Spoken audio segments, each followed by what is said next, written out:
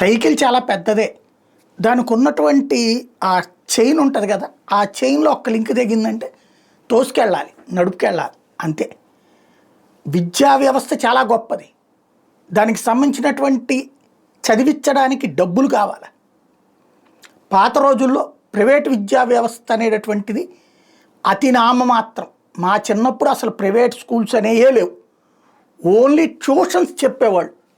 Government school టీచర్లే tuitions కానీ, లేదా బయట ఉన్నటువంటి వాళ్ళు ట్యూషన్స్ చెప్పడం కానీ చేసేవాళ్ళు. ట్యుటోరియల్స్ ఉండేవి, ట్యూషన్స్ ఉండేవి అంతే. మిగతాదంతా గవర్నమెంట్ స్కూలే. ఇంక్లూడింగ్ గవర్నమెంట్ స్కూలు టీచర్లు కూడా వాళ్ళ పిల్లల్ని ట్యూషన్కి పంపించడం, లేకపోతే వాళ్ళే ట్యూషన్ చెప్పి ఉంచుకోవడం ఇట్లా ఉండేది. ఈ స్టేజ్ నుంచి తర్వాత కాలంలో ప్రైవేట్ విద్యా సంస్థలు వచ్చినాయి, కార్పొరేట్ విద్యా సంస్థలు వచ్చినాయి.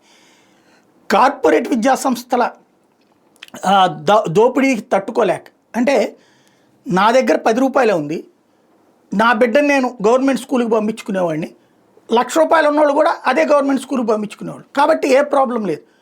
ఎప్పుడైతే వేరియేషన్ క్రియేట్ చేశామో, ప్రైవేట్ స్కూలు కార్పొరేట్ స్కూలు అన్నటువంటిది, మధ్యతరగతి వాళ్ళేమో ప్రైవేట్ స్కూల్కి, ధనవంతులేమో కార్పొరేట్ స్కూల్కి మొదట్లో వెళ్ళేవాళ్ళు, పేదలేమో ప్రభుత్వ స్కూల్కి. తర్వాత కాలంలో మధ్యతరగతి కలో గంజో తాగి అవసరమైతే మనం అడుక్కు తినే పరిస్థితుల్లో ఉన్నా సరే మన బిడ్డలు మంచి లైఫ్ రావాలన్న ఉద్దేశంతో కార్పొరేట్ విద్యా వ్యవస్థకి తమ బిడ్డలను పంపించేశారు. ఇక్కడ కష్టాలు నష్టాలు పట్టడం ప్రారంభించారు. ఇది చూసిన పేద తల్లిదండ్రులు తమ బిడ్డలు చదివిస్తే ప్రైవేట్లోనో కార్పొరేట్లో చదివించాలి, ప్రభుత్వం వేస్ట్ అన్నటువంటి రూట్లోకి వెళ్ళిపోయారు. అక్కడ 4 రోజులు పోయాక ఈ ఫీజులు కట్టలేక మానేస్తే అటు ఇటు కాకుండా పిల్లలు చివరికి చదువు మానేసి కూలి పనులకు వెళ్ళే పరిస్థితి, గుమస్తాగిరీలు చేసే పరిస్థితి. దాన్ని మార్చడానికే నాడు ఫీజు రియంబర్స్మెంట్ రాజశేఖర రెడ్డి తీసుకొస్తే, విద్యార్థి దశలోనే కూలి పనులకు తీసుకెళ్తున్న తల్లిదండ్రులు కంట్రోల్ చేయడానికి అమ్మ ఒడి అన్నటువంటిది జగన్మోహన్ రెడ్డి తీసుకొచ్చాడు. విద్యా వ్యవస్థ దారి తప్పుతున్న దానికి సజీవ సాక్ష్యం భారతదేశంలోనే అత్యంత దిగజారినటువంటి అక్షరాస్యత మన రాష్ట్రంది. అడుగు నుంచి ఫస్ట్ ఉన్నాం. ఈ స్టేజ్ సరిచేయడానికి ప్రయత్నంలో భాగంగా ఎక్కడ జరుగుతోందంటే స్కూల్ దశలో జరుగుతోంది. స్కూళ్ళ దశలో ఇంటర్మీడియట్కి వెళ్ళాక ప్రభుత్వ ఫీజు రియంబర్స్మెంట్ ఉండేది, కానీ స్కూల్ దశలో డబ్బులు కట్టే ఓపిక లేక గవర్నమెంట్ స్కూల్కి పోతే చదువు సరిగ్గా రాదు అన్నటువంటి ఉద్దేశంతో, అక్కడ సదుపాయాలు చూస్తే దారుణంగా ఉన్నాయన్న ఉద్దేశంతో ప్రైవేట్కి పంపిద్దామంటే డబ్బులు లేక కూలీలు తల్లిదండ్రులు, పేదల యొక్క తల్లిదండ్రులు ఆ పిల్లల్ని బలవంతంగా స్కూల్కి పంపించి 4 రోజులు పోయాక ఎందుకు పనికిరాడని చెప్పేసి తమతో పాటు పనులకు తీసుకెళ్ళిపోవడం వల్ల నిరక్షరాస్యత పెరిగిపోయింది. ఈ పరిస్థితిని మార్చేందుకు జగన్మోహన్ రెడ్డి అమ్మ ఒడి తీసుకొచ్చి నాడు నేడు కింద స్కూలు బాగు చేయడంతో పాటు చదువుకునేటటువంటి పిల్లలకు 15,000 రూపాయలు చొప్పున డబ్బులు వేశాడు. ట్యాబ్స్ ఇచ్చాడు, యూనిఫామ్స్ ఇచ్చాడు, పుస్తకాలు ఇచ్చాడు, బైలింగ్వల్ టెక్స్ట్ బుక్స్ ఇచ్చాడు, ఇంగ్లీష్ మీడియం తెచ్చాడు, భోజనాలు మార్చాడు, అన్నీ చేశాడు.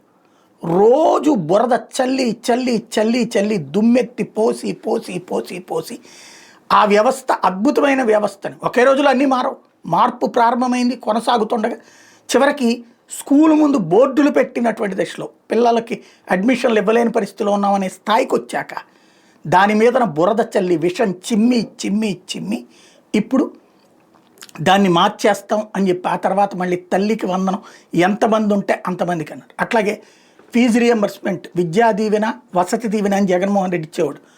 రాజశేఖర రెడ్డి ఒక ఫీజు రియంబర్స్మెంట్ అంటే ఈయన హాస్టల్ ఫీజులకు కూడా అనేసి విద్యా దీవెన అని, వసతి దీవెన అని ఇచ్చేవాడు. అవన్నిటిని ఇంకా బాగా చేస్తామని చెప్పి ఇప్పుడు ఫైనల్గా ఏం చేశారు? లాస్ట్ ఇయర్ విద్యా దీవెన లేదు, ఫీజు రియంబర్స్మెంట్ లేదు. స్కూల్లో దీంతో ఏమైపోయింది? ఒక ఏడాది ఫీజు కట్టకపోతాడు, మార్కు లిస్టులు ఇవ్వడం. ఇంకోటి పిల్లలందరి ముందు అవమానం, నోటీస్ బోర్డులో పెడతారు, అందరు ఎదురుకుండా పిలుస్తారు, ప్లస్ ఎగ్జామ్స్ దగ్గర ఏడిపోయి ప్రతిరోజు తలనొప్పి. దాంతో చదువులు మానేశారా, లేదా అసలు ప్రభుత్వ విద్యా వ్యవస్థ మీద విరక్తి చెందేసిందా? మనం చెప్పట్లేదు, ఆంధ్రజ్యోతి రాస్తోంది. సీట్లు ఫుల్, అడ్మిషన్స్ నిల్. ఇది రాష్ట్రంలో పాలిటెక్నిక్, ఇంజనీరింగ్ కాలేజీలు ఒకప్పుడు కళకళలాడుతుండేవి, కానీ రాను రాను మారుతున్న విద్యా వ్యవస్థ, విద్యార్థులు తల్లిదండ్రుల అభిరుచుల కారణంగా పాలిటెక్నిక్, ఇంజనీరింగ్ చదివే వారి సంఖ్య తగ్గుముఖం పడుతుంది. దీంతో ఆయా కాలేజీలో సీట్లు మిగిలిపోతున్నాయి. ప్రస్తుత విద్యా సంవత్సరంలో ఇంజనీరింగ్ తొలి విడత కౌన్సిలింగ్లో 34,000 సీట్లు మిగిలిగా, తాజాగా పూర్తయిన పాలిటెక్నిక్ కౌన్సిలింగ్లో 34,000 సీట్లు భర్తీ లేకుండా పోయినాయి. ఇంజనీరింగ్లో మరో విడత కౌన్సిలింగ్ నిర్వహిస్తారు.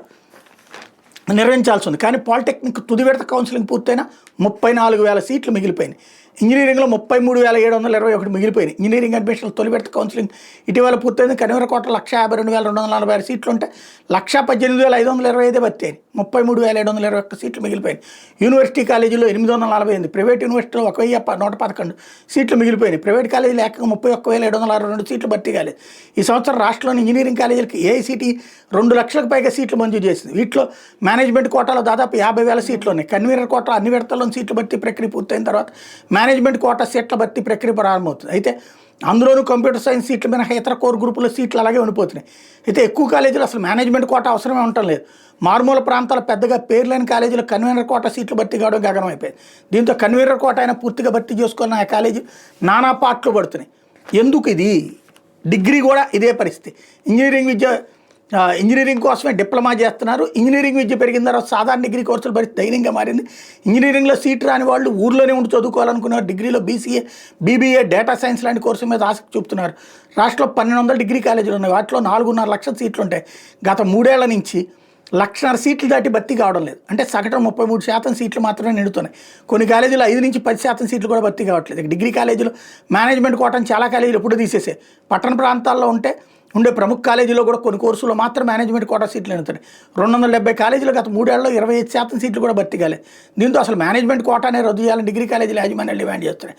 మేనేజ్మెంట్ కోటా రద్దు చేస్తే కొన్ని కోర్సులు సీట్లైనా 100% భర్తీ అవుతాయని యాజమాన్యాలు భావిస్తున్నాయి. విద్యార్థుల తల్లిదండ్రులు మోసధోరణ పెరుగుతోంది.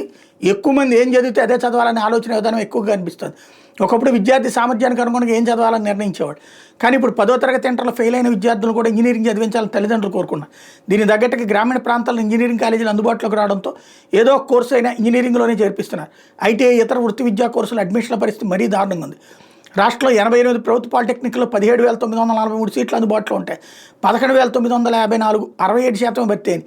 5,987 మిగిలిపోయింది. 165 ప్రైవేట్ పాలిటెక్నిక్లు 61,424 సీట్లు ఉంటాయి. వాటిలో 33,329 మాత్రం భర్తీ అయింది.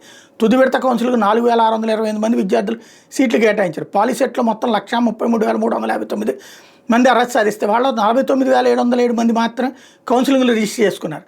ఈ నెల 14 నుంచి డిప్లొమా తరగతులు ప్రారంభమైంది. ఇది విద్యా వ్యవస్థ భ్రష్టు పట్టిపోయింది. ఎందుకని? ఇక్కడ వాళ్ళు నాశనం చేశారు, వీళ్ళు నాశనం చేశారని సొల్లి కబుర్లు చెప్పద్దు.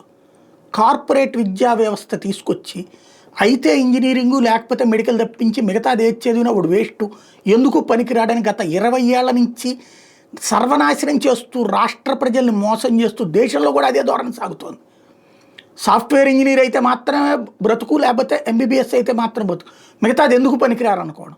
చివరికి ఇక్కడ ఏ వృత్తి దొరకట్లేదు. మానవ వనరులు అవసరమయ్యి కూడా వర్కర్లు దొరక బీహార్ నుంచి తెచ్చుకున్నాం, ఇంకో చోట నుంచి ఇంకోటి నుంచి తెచ్చుకుంటున్నాం. పాలిటెక్నిక్, ఐటీఐలో సబ్జెక్ట్ ఉన్నటువంటి వాళ్ళు రకరకాలైన ఎలక్ట్రికల్, ప్లంబింగ్ ఇట్లాంటి వాటిట్లో లక్షలు సంపాదిస్తున్నారు ఆ పనిచేసేవాళ్ళు. ఎలక్ట్రీషియన్ నెలకు కనీసం 60,000కి తక్కువ సంపాదించట్లేదు. ప్లంబర్ నెలకు 40,000-50,000 తక్కువ సంపాదించట్లేదు. అంతంత సంపాదన వస్తుంది. కానీ అన్ఆర్గనైజ్డ్ సెక్టర్ వాళ్ళ పట్ల మనకు ఉండే చులకన భావం. నేను లక్షల సార్లు చెప్పే ఈ విషయాన్ని. మనము 24 గంటలు పెద్ద నాయకులు మాట్లాడేటప్పుడు వాళ్ళు ఈ పెద్ద కోర్సుల గురించి, పెద్ద వాటి గురించి మాట్లాడుతూ ఉండటం వల్ల ఇది చదవడం వేస్ట్ అనే స్టేజ్కి వచ్చేసారు జనం.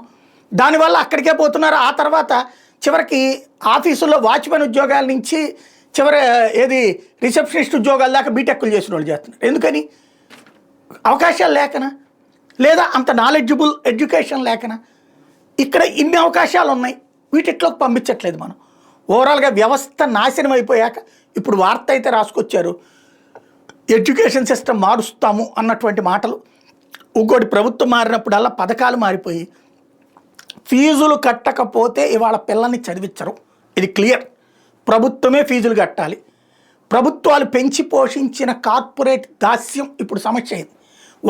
వీళ్ళ మనుషులే, రాజకీయ నాయకులే ఆ విద్యా సంస్థల యొక్క అధిపతులు. అవి బాగుండాలి అంటే ఈ వ్యవస్థ ఇట్లాగే ఉండాలి. ఫీజు రియంబర్స్మెంట్ కట్టలేదు మళ్ళీ ఇక్కడ ప్రభుత్వం.